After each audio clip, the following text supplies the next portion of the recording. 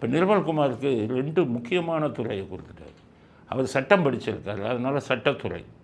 இது மின்சாரத்துறையும் கொடுத்துட்டார்.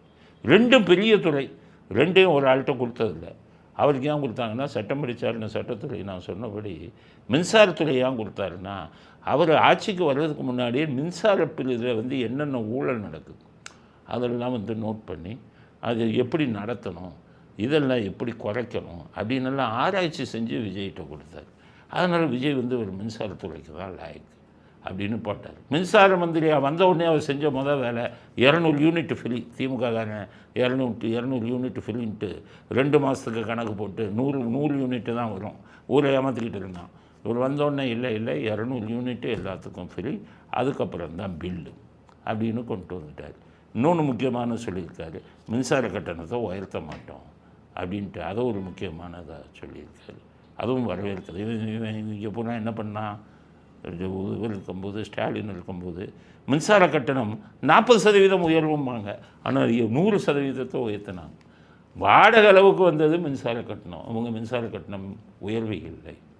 அப்புறம் டிரான்ஸ்ஃபார்மரில் ஊழல் பண்ணதை அவர் சொல்கிறார். இன்றைக்கி பேட்டி கொடுக்குறார் நிர்மல்குமார் அமைச்சர்.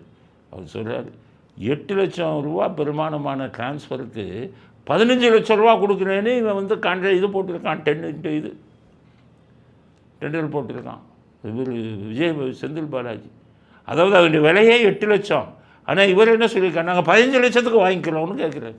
அப்போ அந்த மீதி 7 லட்சத்தில் கட்டிங். நிர்வாகத்தை சீரமைச்சிட்டு இது தேவையான நடவடிக்கைகள் எடுத்துவிட்டு தான் இப்போ நீங்கள் டெண்டர்லேயே டிரான்ஸ்ஃபார்மர் இதில் என்ன இஷ்யூ, 8 லட்ச ரூபா மதிப்புள்ள 500 kVA டிரான்ஸ்ஃபார்மரை 13 லட்ச ரூபாய்க்கு இவங்க டெண்டர் கால்ஃபர் பண்ணியிருக்காங்க. ஸோ அதுலேயே முறைகேடு இருக்கிறப்போ, அதிலே விதிமீறல் இருக்கிறப்போ, அதிலே தவறு இருக்கிறப்போ அங்கேருந்து சீரமைச்சா தான் எல்லாம் மாறும். ஸோ அதனால் முதல்ல பேஸை சீரமைச்சிட்டு தான் அதுக்கப்புறமான இதை புத்துணர்வு கொண்டு வரதுக்கான முயற்சிகள் நடக்க வேண்டும். எவ்வளவு கொள்ளையடிச்சிருப்பாங்க இப்போ தான் சொன்னாங்க. உயர்நீதிமன்றத்தில் விசாரிக்க இது பண்ணி சிபிஐக்கு கொடுத்துட்டாங்க. இப்போ அந்த டெண்டர் முறைகளில் இவங்க மின் வாரியத்தில் இருக்க வேலை பார்த்த அதிகாரிகள் பல பேரை சஸ்பெண்ட் பண்ணிட்டாங்க, இந்த ஊழலில் ஈடுபட்டாங்க. அதனால் கூடிய சீக்கிரம் செந்தில் பாலாஜி பிடிச்சி உள்ளே போட்டுருவாங்கன்னு நினைக்கிறேன்.